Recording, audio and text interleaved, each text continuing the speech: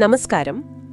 അജ്മലിന്റെ theborderofamind.com എന്ന വെബ്സൈറ്റിലെ ചിന്തകളിലൂടെയുള്ള നമ്മുടെ ഈ വ്യാഖ്യാന പരമ്പരയുടെ പുതിയൊരു ഭാഗത്തിലേക്ക് സ്വാഗതം. വർഷങ്ങളായി അജ്മൽ പങ്കുവയ്ക്കുന്ന ഒരുപാട് ചിന്തകളും പിന്നെ കല, എഴുത്ത്, അങ്ങനെയുള്ള കാര്യങ്ങളെല്ലാം ഉള്ളൊരിടമാണല്ലോ അത്. തീർച്ചയായും ഒരു വ്യക്തിയുടെ ചിന്താലോകം, കാഴ്ചപ്പാടുകൾ അതൊക്കെ പങ്കുവയ്ക്കുന്ന ഒരിടം. അജ്മൽ പറയുന്ന പോലെ നമ്മുടെ ഉള്ളിലെ ആ ഒരു അത്ഭുതം, ജിജ്ഞാസ, അതിനെയൊക്കെ തൊട്ടുണർത്തുന്ന ഒരു സ്ഥലം. ഇന്ന് നമ്മൾ അജ്മലിന്റെ ഡിസൈൻ ലാംഗ്വേജ് എന്നൊരു ബ്ലോഗ് പോസ്റ്റാണ് ശ്രദ്ധിക്കുന്നത്.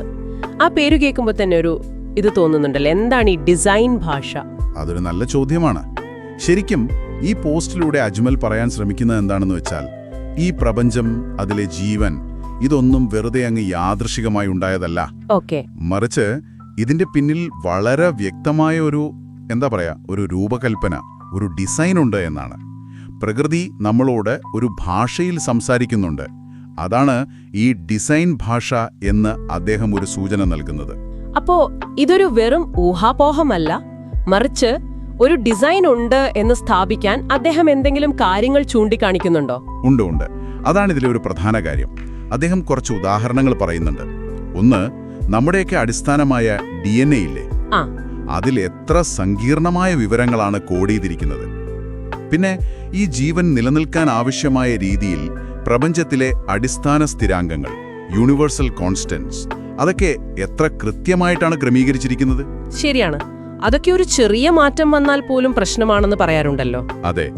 അത് മാത്രമല്ല, പ്രകൃതിയിൽ നമ്മൾ കാണുന്ന ഗണിതപരമായ കൃത്യത, ഒരു പൂവിന്റെ എതളുകൾ തൊട്ട് ഗാലക്സികളുടെ ഘടന വരെ, ഒരു ഓർഡർ. അതെ, ഒരു ഓർഡർ. പിന്നെ അദ്ദേഹം പറയുന്ന മറ്റൊരു പ്രധാന കാര്യമാണ് ഈ ഇർറിഡ്യൂസിബിൾ കോംപ്ലക്സിറ്റി, അഥവാ ലഘൂകരിക്കാനാവാത്ത സങ്കീർണത. അതെന്താണ്? അതായത് ചില സിസ്റ്റംസ്, ഉദാഹരണത്തിന് നമ്മുടെ കണ്ണോ മറ്റോ, അതിന്റെ ഏതെങ്കിലും ഒരു ഭാഗം എടുത്തുമാറ്റിയാൽ ആ സിസ്റ്റം മൊത്തത്തിൽ പ്രവർത്തിക്കാതെയാവും. അത്രയ്ക്ക് ഇൻ്റഗ്രേറ്റഡ് ആണ്. അങ്ങനെയുള്ള കാര്യങ്ങൾ പടിപടിയായി യാദൃച്ഛികമായി ഉണ്ടായി എന്ന് കരുതുന്നത് യുക്തിക്ക് നിരക്കുന്നതല്ല എന്നാണ് അദ്ദേഹത്തിന്റെ ഒരു വാദം. മനസ്സിലായി. അപ്പോ ഈ പറയുന്ന കൃത്യത, സങ്കീർണത, ഈ ഡിസൈൻ, ഇതെല്ലാം എങ്ങോട്ടാണ് വിരൽ ചൂണ്ടുന്നത് എന്നാണ് അജ്മൽ പറയുന്നത്? ഡിസൈൻ ഉണ്ട് എന്നതിനപ്പുറം. അതെ, അവിടെയാണ് പ്രധാന പോയിന്റ്.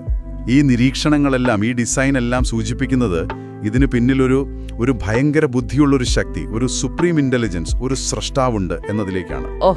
യാദൃശ്ചികതയ്ക്ക് ഇത്രയും ഓർഗനൈസ്ഡായ, ഇത്രയും സങ്കീർണമായ ഒന്നും ഉണ്ടാക്കാൻ പറ്റില്ല. ഒരു ബോധപൂർവമായ ഇടപെടൽ അവിടെ ഉണ്ട് എന്ന് അദ്ദേഹം സമർത്ഥിക്കാൻ ശ്രമിക്കുന്നു. അപ്പോ ഇതൊരു വലിയൊരു ചിന്തയാണല്ലോ. പ്രകൃതിയെ ഒരു തരം പുസ്തകം പോലെയോ അല്ലെങ്കിൽ ഒരു മെസ്സേജ് പോലെയോ കാണുന്നൊരു രീതിയാണോ ഇത്? ഏകദേശം അതെ. പ്രകൃതി അതിന്റെ ഡിസൈൻ ഭാഷയിലൂടെ നമ്മളോട് സംസാരിച്ചുകൊണ്ടിരിക്കുകയാണ്. നമ്മൾ അത് ശ്രദ്ധിക്കാൻ, ആ ഭാഷ വായിക്കാൻ തയ്യാറായാൽ ആത്യന്തികമായ ഒരു സത്യത്തിലേക്ക്, ഒരു യാഥാർത്ഥ്യത്തിലേക്ക്, ആ സൃഷ്ടാവിലേക്ക് എത്താൻ കഴിയും. പക്ഷേ അതിന് തുറന്ന മനസ്സും വിനയവും വേണം. അത്രേ ഉള്ളൂ. അതാണ് അദ്ദേഹത്തിന്റെ നിലപാട്. അപ്പോ theborderofamind.comലെ ഡിസൈൻ ലാംഗ്വേജ് എന്ന ഈ പോസ്റ്റിലൂടെ അജ്മൽ പങ്കുവെക്കുന്നത് പ്രപഞ്ചത്തിലെ ആ ഡിസൈനിന്റെ സൂചനകളും അത് ഒരു പരമോന്നത യാഥാർത്ഥ്യത്തിലേക്ക് നമ്മെ കൊണ്ടുപോകുന്നു എന്ന ചിന്തയുമാണ്. വളരെ ഇൻട്രസ്റ്റിംഗ് ആയൊരു കാഴ്ചപ്പാട്. തീർച്ചയായും. പക്ഷെ നമ്മൾ ഓർക്കേണ്ട ഒരു കാര്യം, ഇത് theborderofamind.comലെ അജ്മലിന്റെ വ്യക്തിപരമായ ചിന്തകളാണ്, അദ്ദേഹത്തിന്റെ കണ്ടെത്തലുകളാണ് നമ്മളിവിടെ ചർച്ച ചെയ്യുന്നത്. അദ്ദേഹത്തിന്റെ ലോകം, അദ്ദേഹത്തിന്റെ ചിന്തകൾ, അതാണ് അദ്ദേഹം എഴുതിലൂടെയും കലയിലൂടെയും ഒക്കെ നമുക്ക് മുന്നിൽ വെക്കുന്നത്. അതെ, അജ്മലിന്റെ ഈ ചിന്തകളെക്കുറിച്ചും അദ്ദേഹത്തിന്റെ മറ്റു വർക്കുകളെക്കുറിച്ചുമൊക്കെ കൂടുതൽ അറിയാൻ താല്പര്യമുള്ളവർക്ക് തീർച്ചയായും theborderofamind.com സന്ദർശിക്കാം. അവിടെ കല, അനുഭവങ്ങൾ, ഫൈൻ ആർട്ട്, ചിത്രീകരണങ്ങൾ, തത്വശാസ്ത്രം, പോഡ്കാസ്റ്റുകൾ, ആത്മീയത, ചിന്തകൾ, അങ്ങനെ പലതും കാണാം. ശരിയാണ്. ഈ ഡിസൈൻ ഭാഷ എന്ന് അജ്മൽ പറയുമ്പോൾ അത് തിരിച്ചറിയാൻ നമുക്കെന്താണ് വേണ്ടത്? അതൊരു ചിന്തിക്കേണ്ട കാര്യമല്ലേ? വെറും അറിവ് മതിയോ? അതൊരു നല്ല ചോദ്യമാണ്.